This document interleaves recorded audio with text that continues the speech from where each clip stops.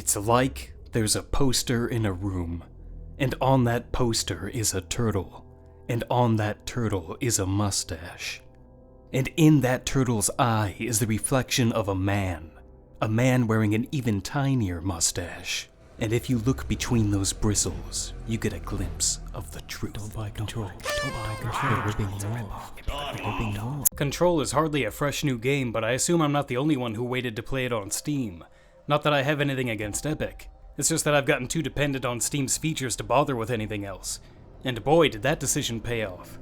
Anyone who bought the game and DLC at full price might have felt like a sucker seeing it all launch for a mere $30 on Steam. And that goes double for those who bought it on consoles, where a cheaper package complete with next-gen access also just launched. 505 Games said they couldn't upgrade earlier buyers to the Ultimate Edition, then apparently did that exact thing by accident and revoked it once they noticed their mistake. Owners of the base game have reported being unable to upgrade to the Ultimate Edition because the PlayStation Store indicates that it's the same product as the one they already own, and they're still selling that base edition at full price while the Ultimate is $20 cheaper. They've completely shafted their customers numerous ways over, but the upshot is that it's a great time to become one if you haven't already. Good luck! I was drawn to the game for its reputation of being a solid shooter with Metroidvania elements. It's also become known as one of the best showcases of ray tracing and DLSS. Features you won't be seeing in this video because I'm running the game on an AMD brick. It's just a fucking brick. You plug enough juice into it, a game comes out. It's pretty hard to run without DLSS, and a lot of effects seem underwhelming without ray tracing on, to the point where I'd say you're at a distinct disadvantage if you don't have a new Nvidia card. But even after dropping my settings below sea level, it still looks very flashy and stylish. There's great surreal imagery, and anyone unfortunate enough to have gotten an art degree will appreciate the celebration of brutalism and nods to modern art.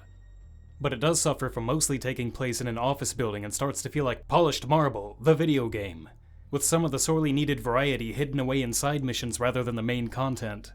A game with lesser art direction might have been rendered boring by the repetition, but Control manages to squeak by. The visual style is a great match for the fluid shooter gameplay, with clear-to-spot enemies that erupt into clouds of chromatic aberration when hit. The environments will take damage and shed concrete to amplify the sense of destructive force of the battles, and the debris itself becomes a part of the battle when thrown as a weapon. Woven into the shooting are telekinetic powers that let you tear chunks of the building off to launch at enemies, or to pick up enemies to launch at enemies. Ammo is basically unlimited, but the gun has to slowly recharge when emptied, encouraging you to heavily mix in psychic attacks. You can also convert enemies to your side to do some of the fighting for you, or toss enemy grenades back to them. There's enough depth and room for variation that the core gameplay never gets old, which is fortunate because there's an awful lot of it to get through. Enemy barrages can stretch on in multiple waves, and areas you've cleared before can be reoccupied at random. Sometimes the number of enemies makes things annoyingly chaotic, but the controls and visual design are solid enough that the fights never go entirely off the rails. One nitpick is that there are pitfalls and ledges everywhere, and the game is too dark and chaotic for that to seem fair. The shootouts are challenging enough without having to worry about falling down a manhole all of the time. Whenever I complain about stuff like this, people say that I suck. Well, you be the judge. I've sung the praises of gyro aim many times, and this is one of the better cases for it. With so many enemies needing to be taken out so quickly, some rapidly squirming through the air, it would be a nightmare to use sticks alone without aim assist. With motion, I was able to disable those crutches and still have a great time using a controller. The fact that you can't do this on PS4 is still as absurd to me as ever. Ha ha! Headshots through walls. The Metroid elements unfortunately take a backseat to the action, to the point where calling this Metroidvania is way overstating it. There are obstructions that can't be cleared until a later power-up comes along, but they rarely block anything meaningful.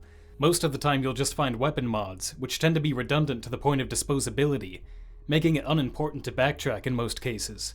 There are rewards for finding hidden rooms, but even these are mostly just more weapon mods.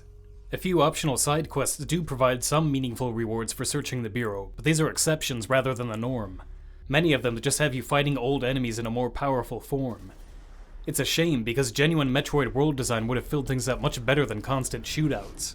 Almost everything you do involves clearing a room of enemies, with side missions about clearing rooms of enemies being interrupted with more side missions about clearing rooms of enemies. The enemy types stop evolving for a long while, and then when they finally do something new again, it's something that's very old if you've played The Last of Us. Aside from the shooting, there are PT-inspired puzzles that would best be described as awkward meddling.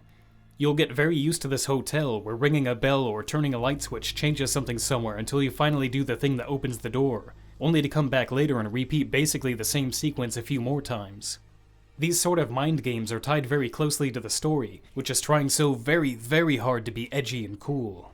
It fell almost entirely flat for me, and I think you could skip every scene and get by just fine. And you entered the building when it was already in the lockdown. The door was open. How?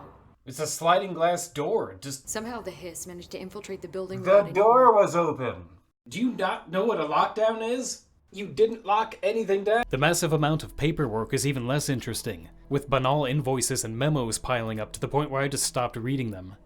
The one thing I did like about the story is that it has a sense of humor and embraces its video gameness.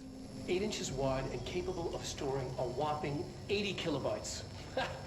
The game can be summed up with the word repetition. It actually reminds me of Hollow Knight in a number of ways. The visual style is great but lacking diversity, the controls are fluid but the fights drag on too long, there's a big world without much to collect other than lore scraps, and the game is padded out with extra tough side bosses. I even died in the exact moment of beating a stubborn boss, which I can only recall happening to me in Hollow Knight.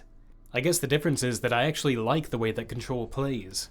I expected a bigger game and it's disappointing that it's mostly just one thing, shooting. But it does that well enough that everything else being fluff doesn't really ruin its fun. I'd really like to play a sequel that genuinely incorporates Metroid gameplay instead of just hinting at it, with more variety to the areas and challenges. But if you've been tepidly interested in Control and still haven't tried it yet, and still feel interested after this video, I would recommend it as long as you know what you're getting into. It's a good shooter that gives you a huge amount of shooty time for the money. And maybe you can use it to show off your fancy graphics card to all your friends. Oh god!